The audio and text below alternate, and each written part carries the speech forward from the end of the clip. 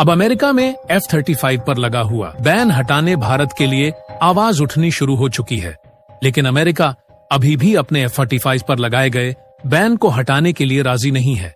लेकिन वहां की जनता लगातार यह मांग कर रही है कि अगर आपने भारत को F-35 नहीं दिया तो हम हर दिन आवाज उठाएंगे। अब सबसे बड़ा सवाल यह उठ रहा है कि क्या भारत को F-35 और F-22 रैप्टर मिल पाएगा? दरअसल आप सभी को बता दें कि भारत को F-35 और F-22 रैप्टर मिल तो जाएंगे, लेकिन इतनी आसानी से नहीं। अब आप सोच रहे होंगे, भला ऐसा क्यों? क्योंकि इस समय अमेरिका भारत पर ऐसा उबल रहा है जैसे कोई ज्वालामुखी से आग उबल रही हो। आपको हम पर यकीन नहीं आता तो आप अपने फोन की स्क्रीन पर देखिए। यह बिल्कुल सही खबर है कि अमेरिका में अब मांग उठनी शुरू हो गई है। अमेरिकी सरकार F-35 पर लगा बैन हटाए और उसे भारत को जल्द से जल्द दे। अब आप में से कुछ लोग यह कह रहे होंगे कि भला भारत को इन F-35 और F-22 रैप्टर की जरूरत क्या आन पड़ी, जो सीधे अमेरिका के सामने गिड़गिड़ाने के लिए भी तैयार है। आप सभी को बता दें कि भारत को F-35 और F-22 रैप्टर की जरूरत है, लेकिन इतनी ज्यादा भी नहीं कि वो सीधे अमेरिका से जाकर मांगे। वो तो आपको आगे पता चलेगा कि आखिर पूरा मामला क्या है। तो आइए जान लेते हैं। लेकिन उससे पहले दोस्तों, क्या भारत को अमेरिका से F-35 और F-22 रैप्टर लेने चाहिए या नहीं? आप हमें कमेंट करके जरूर बताएं। और दोस्तों, आप सभी से एक छोटी सी रिक्वेस्ट की, इस वीडियो को एक लाइक करके चैनल को सब्सक्राइब जरूर कर लीजिए। यह आप सभी के लिए छोटा सा काम है, लेकिन इससे हमारी बहुत बड़ी मदद होती है, तो प्लीज जरूर करें। तो चलिए इस वीडियो को शुरू करते हैं। दरअसल दोस्तों, अमेरिकी सरकार के कई रणनीतिकार तो यह भी कह रहे हैं कि अब अमेरिकी सरकार को जल्द से जल्द F-22 रैप्टर, जो कि दुनिया का नंबर 1 फाइटर जेट है, और अमेरिकी सरकार ने इस पर बैन लगा रखा है। यहां तक कि उसने ब्रिटेन और अपने यूरोपियन देशों को भी नहीं बचा, इस पर भी बैन हटाए और इसे भी भारत को जल्द से जल्द दे।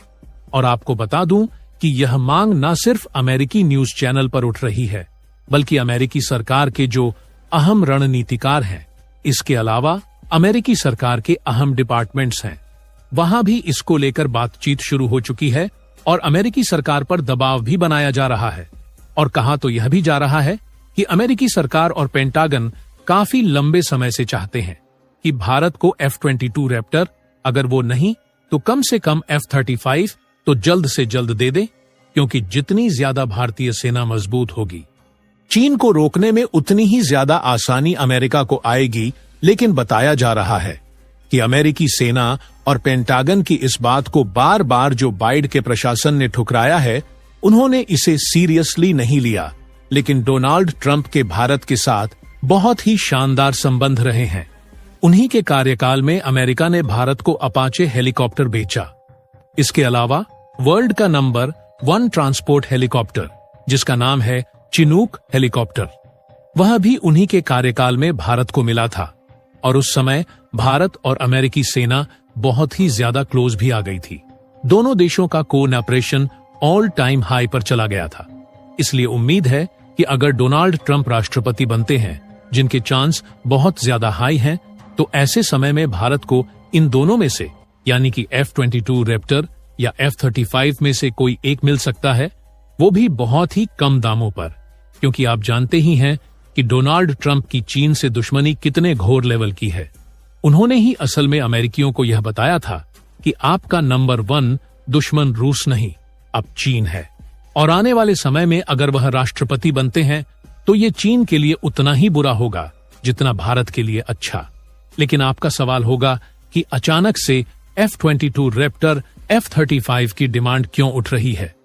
अमेरिका के रणनीतिक गलियारों में इसके पीछे कोई खास वजह है? बिल्कुल खास वजह है।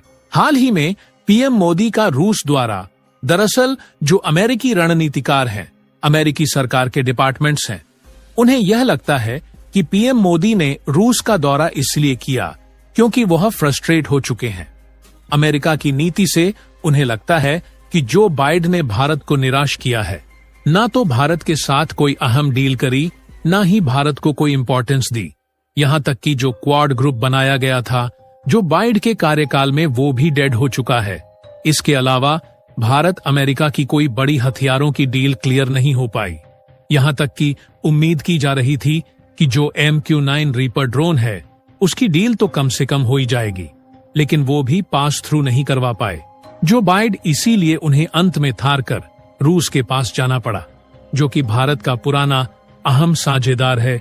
इसीलिए अमेरिकी सरकार का जो वर्तमान प्रशासन है और इससे पहले जो डोनाल्ड ट्रंप का प्रशासन था, जो आने वाले समय में दोबारा फिर से लौट कर आएगा, दोनों का एक मत है कि जो बाइडेन ने भारत अमेरिका के जो रिश्ते ऑल टाइम हाई पर चले गए थे, उन्हें गिराने का काम किया है।